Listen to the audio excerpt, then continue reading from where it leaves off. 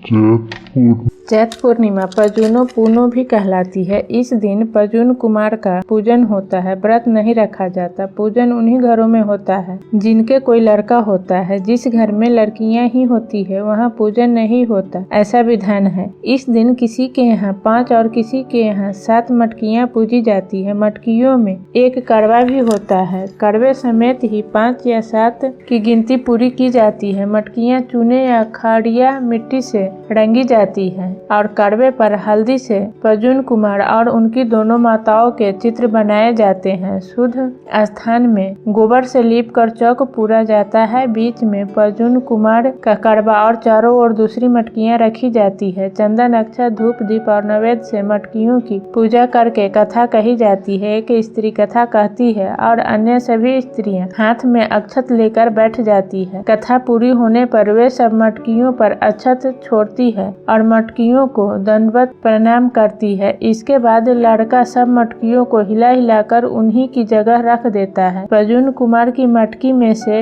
लड़का लड्डू पकवान निकालकर माँ की झोली में डालता है। तब माँ लड़के को लड्डू पकवान आदि देती है और फिर घर के सब लोगों को मटकियों का पकवान प्रसाद बांटा जाता है। इसकी कथा इस तरह है। प्राचीन समय में वासुकी नामक राजा की 2 रानियां थी। एक का नाम सिकौली तथा दूसरी का नाम रूपा था। दोनों ही रानियों के कोई संतान नहीं थी। बड़ी रानी सिकौली सास ननद की प्यारी थी, जबकि छोटी रानी रूपा राजा को प्यारी थी। अपने प्रति सास ननद का यह व्यवहार देखकर छोटी रानी रूपा का मन बहुत उदास होता था। क्योंकि राजा उसका पूरा ध्यान रखते थे और उसे बहुत प्यार करते थे, इसलिए वह किसी प्रकार की चिंता नहीं करती थी। किंतु अन्य स्त्रियों की तरह उसकी भी चाह थी कि उसके भी पुत्र हो और वह भी माँ कहलाए। किंतु बहुत समय गुजर जाने पर भी वह माँ नहीं बनी। तब एक दिन उसने बड़ी बूढ़ी स्त्रियों से पुत्रवती होने का उपाय पूछा। इस पर एक वृद्धा ने कहा, संतान तो सास ननद के आशीर्वाद से प्राप्त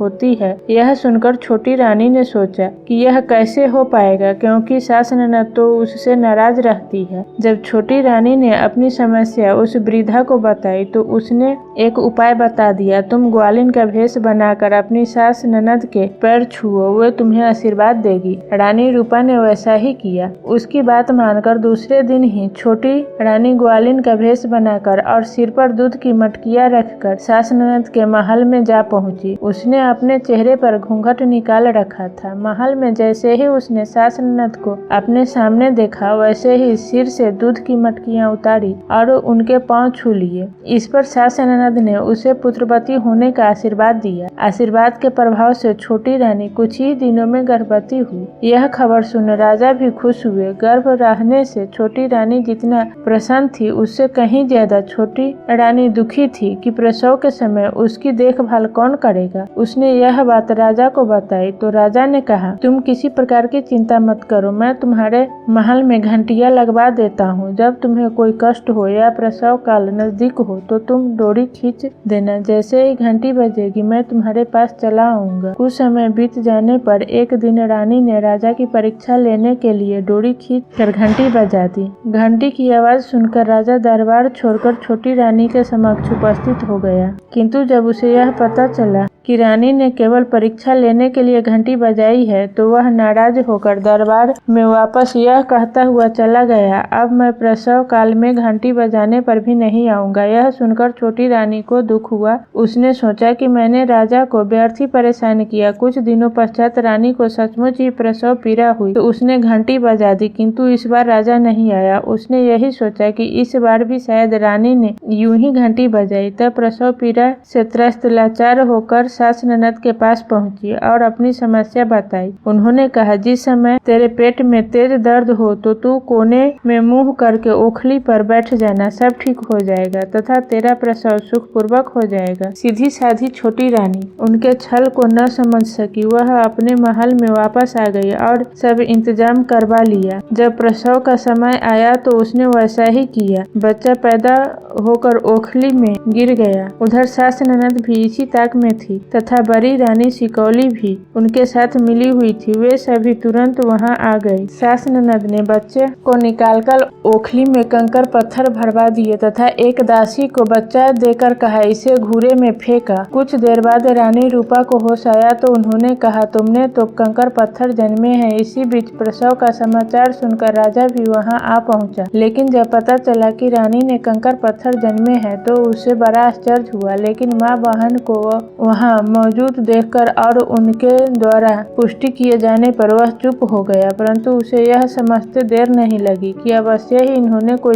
चालाकी की है। जिस दिन रूपा ने बच्चे को जन्म दिया था उस दिन चैत्र शुक्ल पूर्णिमा थी। सौभाग्यवश उस दिन जब एक कुम्हारी घड़े पर कूड़ा फेंकने आई तो नवजात बालक को वहां पड़े देखा। वह निसंतान थी, अतः उसे उठाकर अपने घर ले गई। इस बात का उसने किसी से भी जिक्र नहीं किया ताकि कहीं बच्चा छिन न जाए। वह बड़े लाड़ प्यार से उसका पालन पोषण करने लगी। जब बालक थोड़ा बड़ा हुआ तो कुम्हार ने उसके खेलने के लिए मिट्टी का एक घोड़ा बना दिया। लड़का उस घोड़े को नदी के किनारे ले जाकर उसका मुंह पानी में डुबोकर कहता, मिट्टी के घोड़े पानी पी। उसी घाट पर रानीवास की स्त्रियां नहाने के लिए आती थी। लड़के को रोज रोज ऐसा करते देखकर एक दिन एक स्त्री ने सुनकर उसे फटकारा, एक कुम्हार के छोकरे, तुम्हारा दिमाग खराब है क्या तुम पागल हो? कहीं मिट्टी का घोड़ा भी पानी पीता है? रानी के कंकड़ पत्थर पैदा होने का समाचार सब जगह फैल चुका था, अतः वह लड़का यह जान गया था। इसलिए लड़के ने तुरंत उत्तर दिया, सिर्फ मैं ही पागल नहीं हूँ, इस संसार में सब ही लोग पागल हैं। यदि रानी के गर्भ से कंकड़ पत्थर पैदा हो सकते हैं तो मेरा मिट्टी का घोड़ा भी पानी पी सकता है। लड़के की बात सुनकर स्त्रियां समझ गई कि यह रानी रूपा का ही बेटा है। उन्होंने महल में लौटकर रानी सिकौली से सारा बात सुनाया। उन्होंने कहा, तुम्हारी सौतन का लड़का तो कुम्हार के घर पल रहा है। यह सब सुनकर रानी ने उसे मरवाने का षड्यंत्र रचा और मैले कुचैले वस्त्र पहनकर कोप भवन में लेट गई। राजा ने महल में जाकर कारण पूछा तो उसने कहा, कुम्हार का जो लड़का है वह हमारी दासियों को चिढ़ाता है। जब तक वह लड़का मौत के घाट नहीं उतार दिया जाएगा मैं अन्न जल ग्रहण नहीं करूंगी। लेकिन राजा समझदार था, उसने कहा, इस छोटे से अपराध के कारण उसको प्राण दंड देना उचित नहीं, फिर भी मैं उसे देश निकाला देकर इस राज्य से निकाल सकता हूँ। रानी मान गई और रानी की इच्छा अनुसार उस लड़के को राज्य से निकाल दिया गया। वह दूसरे राज्य में जाकर रहने लगा। थोड़े दिनों बाद वह लड़का भेष बदलकर सुंदर वस्त्र पहनकर राजा वासुकी के दरबार में आने लगा। राजा उसे किसी दरबारी का पुत्र समझता रहा और राजमंत्री उसे राजा का संबंधी, फलतः उसे कभी संदेह की दृष्टि से नहीं देखा गया। उसके आचरण से सब प्रसन्न तथा संतुष्ट थे। वह प्रतिदिन दरबार में बैठकर राजकाज की सारी कार्यवाही देखता और हर बात ध्यान में रखता। इस प्रकार दिन गुजरते गया और एक साल बीत गया। अगले साल उस राजा के राज्य में वर्षा नहीं हुई। पूरा वर्ष बीत गया। राज्य में अकाल पड़ने लगा।